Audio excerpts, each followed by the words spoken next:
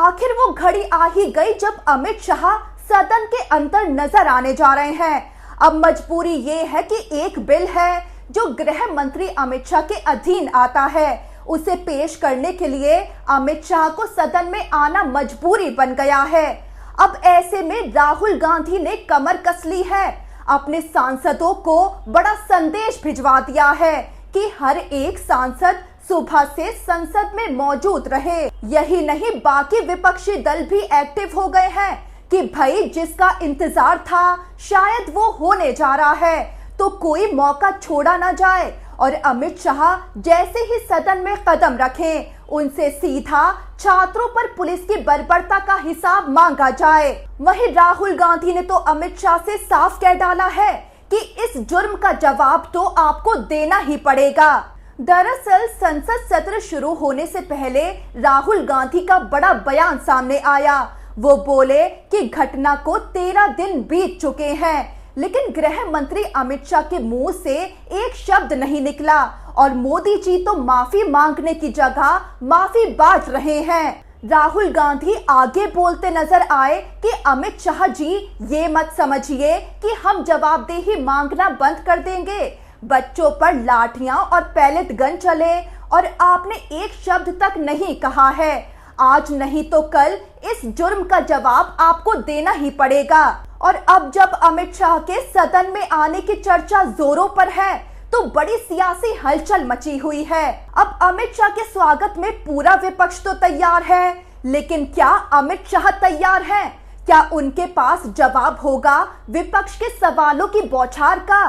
Cockroach आंदोलन के वक्त जेन ज़ी यानी युवाओं पर पुलिस की बर्बरता ने छात्रों को तो जख्मी कर दिया, लेकिन मोदी सरकार को खुद ऐसा जख्म लगा जिससे सरकार अब तक उभर नहीं पाई है। यही तो वजह है कि अमित शाह इतिहास में पहली बार संसद से इतने लंबे समय तक गायब रहे और उधर पीएम मोदी फ्रेंड्स कहकर सेल्फी स्टाइल में वीडियो बनाने लगे कि क्या पता युवाओं का गुस्सा शांत किया जा सके। लेकिन अमित शाह के अंडर आने वाली पुलिस ने जिस कदर दर्दनाक कार्रवाई की थी, मोदी सरकार को रोज इस पर पछतावा तो हो रहा होगा।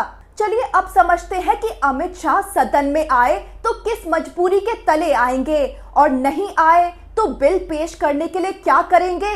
दरअसल संसद सत्र का ये आखिरी सप्ताह चल रहा है। अब इन बचे कुछ दिनों में अमित शाह का सदन में आना खुद कांग्रेस के एक आदेश से चर्चा में आ गया। कांग्रेस ने 3 दिन यानी 10, 11 और 12 अगस्त के लिए 3 लाइन का एक व्हिप जारी किया। कांग्रेस को आशंका है कि मॉनसून सत्र के इन बचे हुए दिनों में केंद्रीय गृह मंत्री अमित शाह संसद में आकर FCRA संशोधन बिल पेश कर सकते हैं। इसीलिए कांग्रेस ने अपने सभी सांसदों को 10 तारीख से 12 तारीख तक संसद में अनिवार्य रूप से मौजूद रहने का व्हिप जारी कर दिया।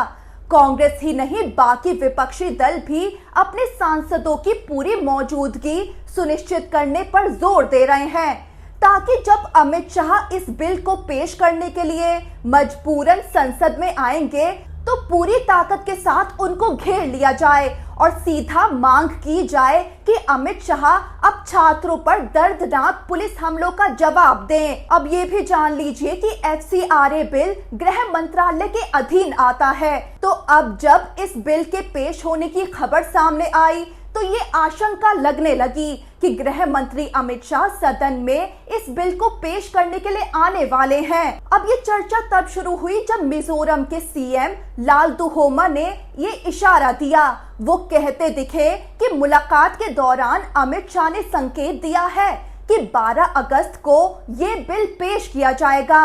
अब कांग्रेस फौरन एक्टिव हो गई कि अमित शाह सदन में कदम रखने वाले हैं, तो सभी सांसद पूरी तरह से तैयार रहें। वहीं आपको बता दें कि संसद सत्र का आखिरी सप्ताह आ गया, लेकिन अमित शाह सदन में नहीं पहुंचे।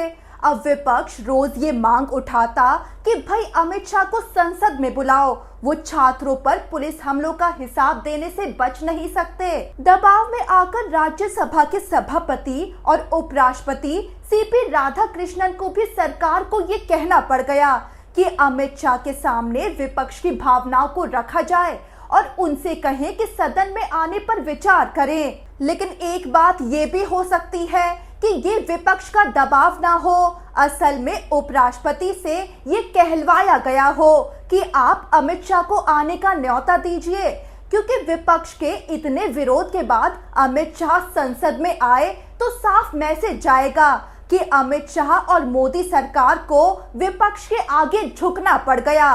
लेकिन अगर उपराष्ट्रपति कहेंगे तो सत्ता पक्ष ये कह सकता है कि उपराष्ट्रपति का मान रखते हुए अमित शाह सदन में हाजिर हुए।